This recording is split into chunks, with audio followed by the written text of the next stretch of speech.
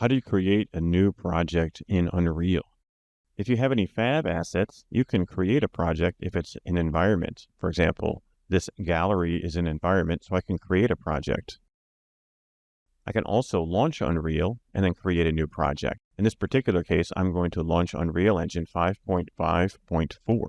I'll click Launch, then Unreal Engine will launch and compile all the shaders as usual. Once it's launched, you'll see recent projects, but then you can also create a new project.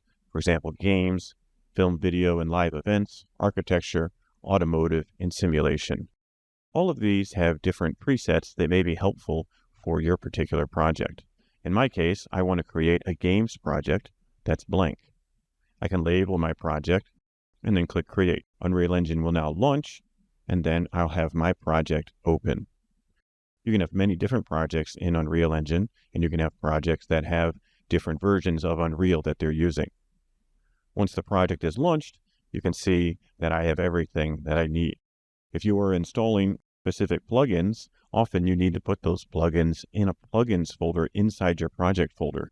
The only way to do that is to create the project first. Here I've now created the project, so I should now save the project by going to File, Save All. Now it's all saved.